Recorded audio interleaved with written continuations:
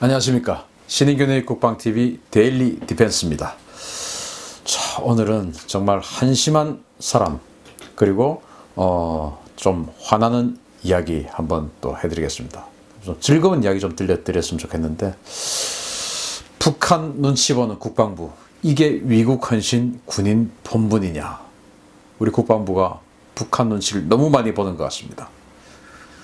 국방부에 가면 적어 놓은 게 있습니다. 위국 헌신 군인 본분. 그리고 제 사무실에도 지금 저 액자가 걸려 있습니다. 제가 리순 감옥에 가서 직접 그 안중근 의사께서 적으신 그것을 탁본한 것을 제가 사왔습니다. 그래서 우리 사무실에도, 저는 뭐 군인 출신은 아니지만 위국 헌신 군인 본분을 액자를 걸어 놨습니다.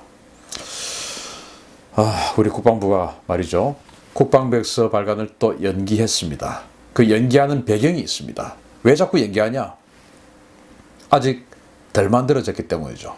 국방백서는 원래 작년 연말에 나왔어야 됩니다. 즉 18년 연말에 나왔어야 되는 게 국방백서였는데 아직 안 나오고 있습니다. 왜 안 나오냐? 자꾸 바꿔야 되고 수정할 게 있거든요. 뭘 수정하냐?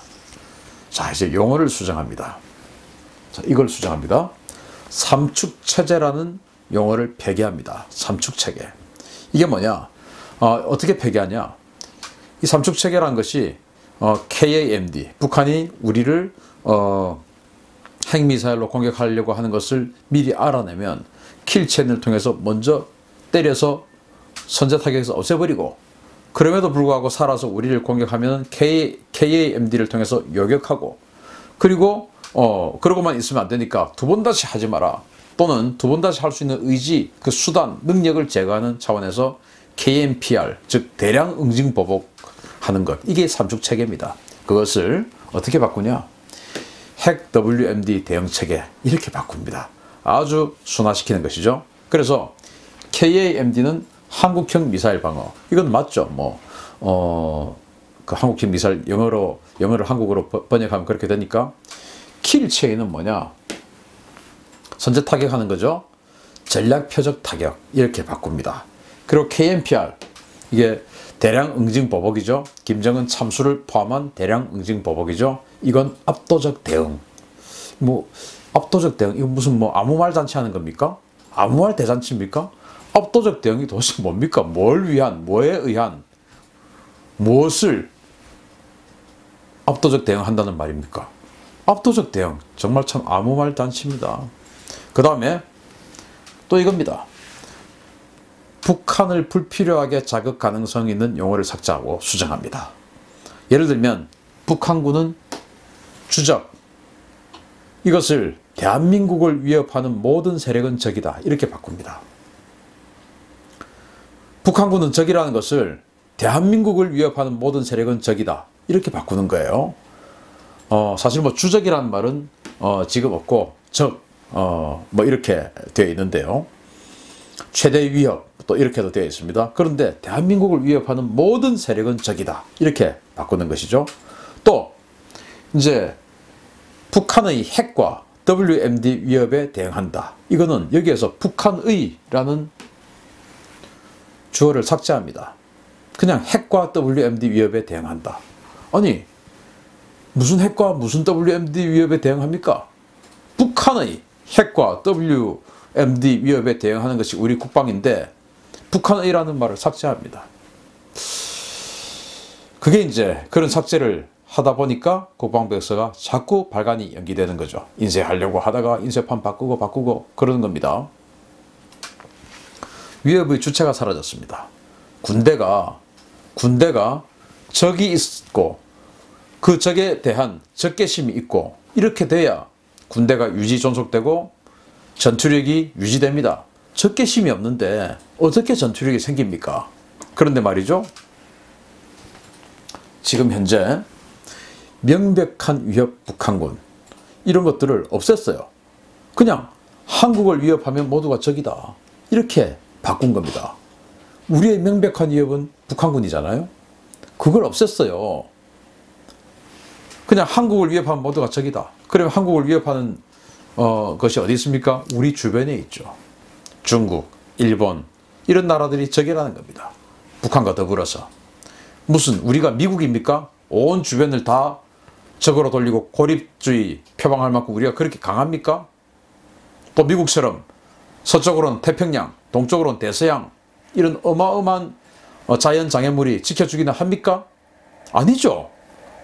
우리는 좁은 서해, 좁은 동해, 미국으로 치면 오른쪽에 동해 쪽에 대서양이 있어야 되는데 우린 동해예요. 대한해변이에요. 아주 좁습니다. 부산에서 바라보면 용두산 공원 탑에 올라가서 보면, 제가 부산 출신이라서 여러 번 봤는데 대마도가 보입니다. 그리고 서쪽에 가면 불과 아주 짧은 거리에 한 200여 킬로만 가면은 중국의 산둥반도예요. 그런 바다가 우리는 양쪽에 지키고 있고, 북한은 바로 우리 수도 서울의 40km 전방에 있습니다.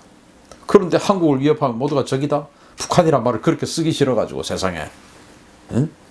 북한이란 말을 그렇게 쓰기 싫어서 한국을 위협하면 중국이든 일본이든 다 적이다 이겁니다. 그 다음에 북한의 핵과 미사일 위협, 여기에서 북한의 이런 말을 빼버렸어요. 그러면은 자, 일본은 핵이 없습니다. 그러면은 누구의 핵과 미사일 위협입니까? 중국. 그러면 중국이 이제 우리의 명백한 적이고 명백한 위협이고 주적입니까? 이 정부도 중국하고도 잘 지내려고 하잖아요. 그런데 도대체 뭡니까? 중국까지도 이제 적으로 돌리고 대놓고 뭐 그러겠다는 거예요?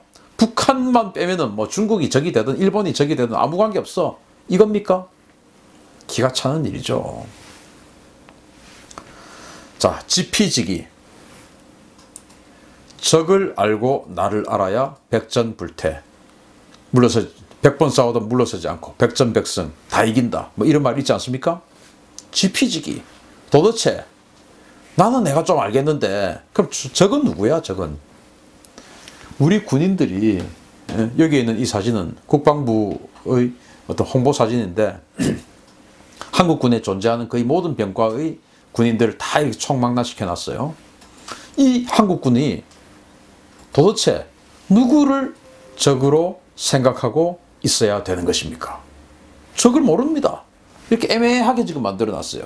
그런데 뭔가 이 분위기, 이때가 이제 광복군 이런 분위기를 계속 만드는 것이죠. 그러면서 뭔가 적을 애매하게 일본 쪽으로 돌리고 있습니다. 제가 지난번에 채널A 방송 출연 정지 당했던 그 이유를 설명하면서 국방부가 어떻게 일본에 대해서 지금 어떤 그 일본을 적으로 돌리려고 하는 듯한 그런 교육을 하고 있느냐를 제가 잘 말씀드린 적이 있습니다. 그러면은 우리 젊은 군인들이 일본을 적으로 생각할 수 있지 않겠습니까? 요즘 뭐 어디 다큐멘터리 보면 매일 뭐 의열단 이런 거 나오대요. 의열단의 최고 수장이 누굽니까? 김원봉. 바로 항일 운동을 한 건 인정합니다만은 6.25가 끝나고 북한으로 들어가서 6.25 전쟁 당시에 이 대한민국을 사보타주하는 남조선에, 남한에 있는 후방지역을 타격하는 암살 작업을 하는 그런 총책임자였습니다. 노동부 장관이었어요. 노동상. 그런 사람이 만들고 최고 수장으로 있었던 의열단을 존중하고 띄워주고 이러고 있습니다. 그럼 우리 젊은 군인들이 뭐라고 생각하겠습니까? 자, 김일성의 각근 전략이라고 했습니다. 자, 갓을 씁니다. 갓을 쓰면은 끈이 두 개가 있죠. 이걸 이렇게 묶습니다. 그 끈 중에서 하나를 풀어버리면 어떻게 됩니까? 갓이 안 묶어집니다. 안 묶어지면 뭐 바람 불면 훅 갓이 떨어지죠. 그래서 김일성은 이렇게 교시를 내렸습니다. 남조선을 지탱하는 각근, 양쪽 각근은 하나는 한미동맹, 미국이다. 하나는 일본이다. 일본과 미국 중에서 하나만 풀어도 남조선은 무너진다. 그 둘 중에 하나를 풀게 만들어라. 그게 김일성의 각근 전략이고 교시였습니다. 한미동맹, 또 말하면 잔소리죠. 설명할 필요도 없죠. 일본은 경제적, 외교적으로 남조선의 하나의 축이다 이겁니다. 그게 바로 김일성의 각근 전략이었어요. 그걸 지금 우리 국방부가 대신 실현해 주는 겁니까? 아유, 뭐 기가 차는 일이에요. 기가 차는 이야기입니다. 자, 그런데 말이죠. 정말 지금 성실하게 열심히 일하는 사람 한 명 있습니다. 정경두 국방부 장관. 전임 송영무 국방부 장관이 남북 군사 합의서에 도장을 찍고 그 다음날 먹튀해버렸죠. 퇴임해버렸습니다. 그리고 국방부 장관이 임명됐죠. 너무 열심히 일하고 있습니다. 어떻게 열심히 일하고 있냐. 북한을 위해서 대한민국 국방부 장관께서 북한을 도와주는 듯한 일을 너무나 열심히 하고 있습니다. 뭐죠? 전방지피를 폭파해서. 그리고 이것보다 더 중요한, 저는 전방지피 좀 폭파할 수 있다고 생각합니다. 감시자산만 충분하다면, 문제는 감시자산을 못 뜨게 만들어 놓고 그렇게 성실히 또 이행하고 있다는 거. 11월 1일부터 전방지역에 비행금지구역 다 설정해서 감시자산 제대로 못 뜨게 만들어 놨죠. 그 감시자산의 절대다수를 운영하는 공군이 운영을 하는데 그 공군 참모총장 출신이었어요. 그러면서 전방지역에 대전차 방어벽을 철거하고 있습니다. 대전차 방어벽. 북한군들이 기계화 부대가 왕창 내려오면 장애물을 딱 설치해서 그 장애물을 제거하려고 막 우왕좌왕하고 전차들 탱크들이 밀려있으면 그 길 향해서 바로 폭격해버리려고 장애물을 설치하는데 이게 보기 흉하다고 지금 철거하고 있습니다. 그걸 국방부가 나서서 적극적으로 하고 있죠. 그 다음에 한강하구의 주요 지역에 철책을 철거하고 있습니다. 한강하구 그리고 또 남쪽으로도 주요 지역에 철책을 제거하고 있습니다. 관광객 많이 가라 이거죠. 좋습니다. 다 좋습니다. 그런데 우리 대한민국 공군 중에서 가장 크고 강력한 전투비행단인 제20 전투비행단 서산에 있습니다. 충남 서산. 그 20 전투비행단 코 옆에 있는, 바로 옆에 있는 철책도 제거합니다.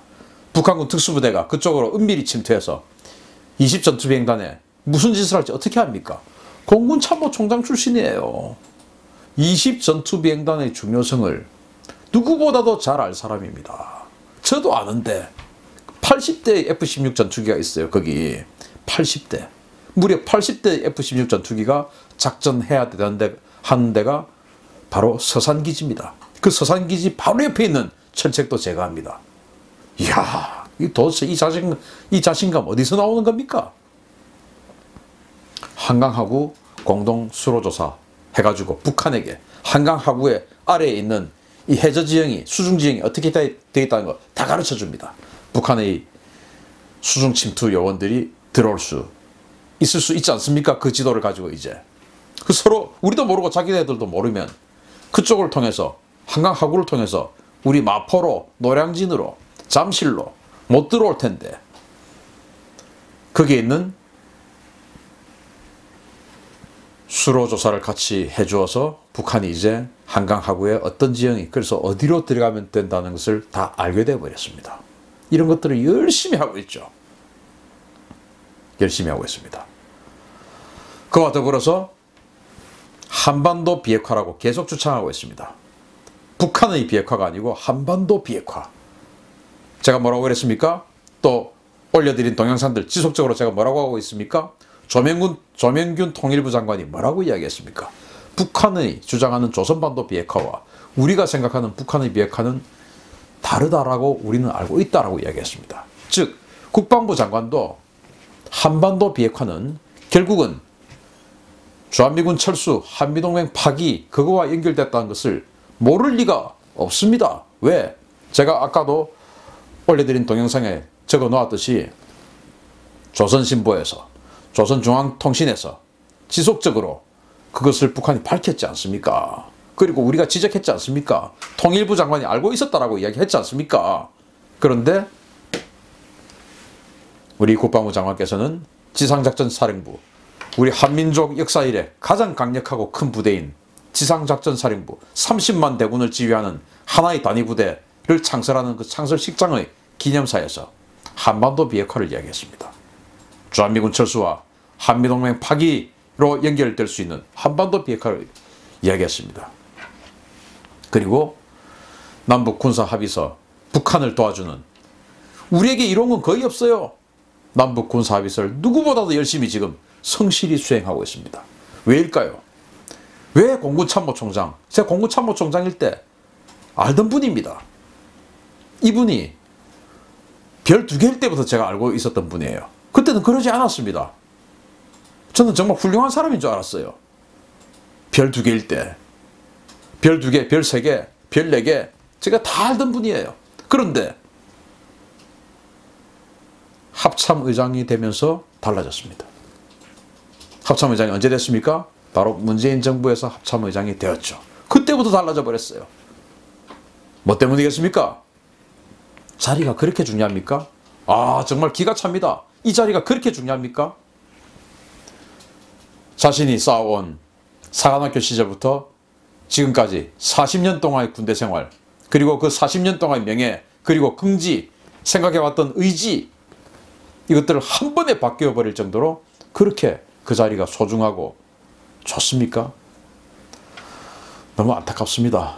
한 분의 훌륭한 군인이 이렇게 무너지는 모습이 정말 저는 안타깝습니다. 제가 잘 알고 지내던 분에게 이렇게 저는 비난을 할 수밖에 없는 현실도 안타깝습니다. 한편으로는 죄송하기도 합니다. 자, 위국 헌신 군인 본분. 국가에 몸을 바쳐 헌신하는 것이 군인의 본분이다. 국가를 위해서 몸을 바쳐라. 그게 바로 군인의 임무다. 본분이다. 라고 이야기하셨죠. 안중근 의사께서. 그걸 지구 반대편에 있는 이분이 저는 실천하는 것 같아요. 제임스 매티스 전 미국 국방부 장관입니다. 우리 대한민국 육군 공군 대장 출신이었던 정경두 국방부 장관은 저는 미국 헌신 군인 본분이 아닌 것 같은데, 미국 해병대 대장 출신의 제임스 매티스 국방부 장관은 미국 헌신 군인 본분 하는 것 같습니다. 동맹을 함부로 대하는 것을 참을 수 없고, 그러다 보니까 자기 자신의 자리를 바로 던져버렸습니다. 이건 참을 수 없다. 우리 미국은 이 동맹들을 통해서 지금 미국은 이루어지는 것이다. 미국은 자유민주주의를 수호하고 인권을 존중하고 이런 것들을 우리가 앞장서서 희생을 따르더라도 앞장서서 해야 된다 라는 의지를 관철시키려고 하다가 대통령하고 뜻이 안 맞으니까 이거는 미국이 아니다 하고 자리를 던졌어요. 그러면서 자리를 던지기 이틀 전에 크리스마스 기념 서신을, 지휘 서신을 전 장병들에게 보냅니다. 뭐라고 이야기하냐? 제군들과 함께 미국에 봉사할 수 있어서 영광이었다. 제군들이 있어 미국의 자유가 보장된다. 언제 철수할지 모르지만 밤에도 눈을 부릅뜨고 전선을 지켜라. 이렇게 제임스 매티스 국방장관은 마지막 지휘 서신을 보내고 자리를 박차고 나왔습니다. 대한민국 국방부 장관이 아니고 미국의 국방부 장관, 세계에서 가장 강력한 군대의 국방부 장관, 얼마나 멋있습니까? 그 자리도 그냥 박차고 나왔습니다. 미국 헌신 군인 본분, 대한의군 참모 중장 안중근 장군입니다.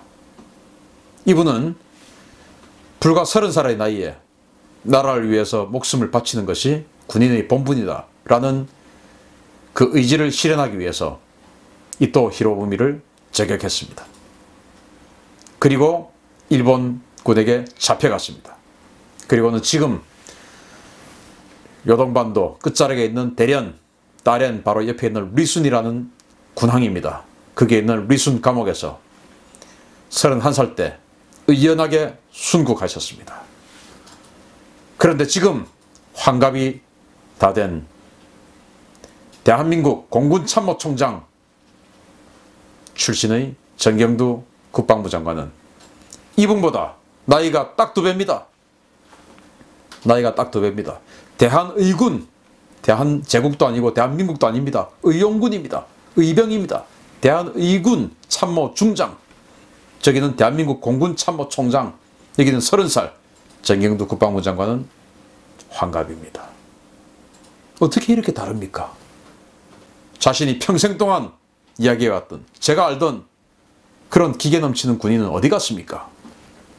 부디 북한을 도와주는 국방부가 아니고 우리 대한민국을 위해서 헌신할 수 있는 국방부로 다시 바꿔주시길 바랍니다. 그게 안 되면 나오십시오. 그게 공군사관학교 생도들과 지금 우리 조국의 영공을 지키기 위해서 낮이나 밤이나 비행을 하고 있는 후배 조종사들과, 그리고 산꼭대기에서 이 추운 겨울에도 하늘을 지키기 위해서 노력하고 있는 방공포 부대 장병들과 모든 공군 장병들, 그리고 육군, 바다에서 고생하고 있는 해군 모든 장병들의 명예를 지켜주는 길입니다. 국방부 이래서는 안 됩니다. 정말 안타깝습니다. 위국 헌신 군인본분 다시 생각해 주십시오. 오늘 데일리 디펜스 마치겠습니다. 감사합니다.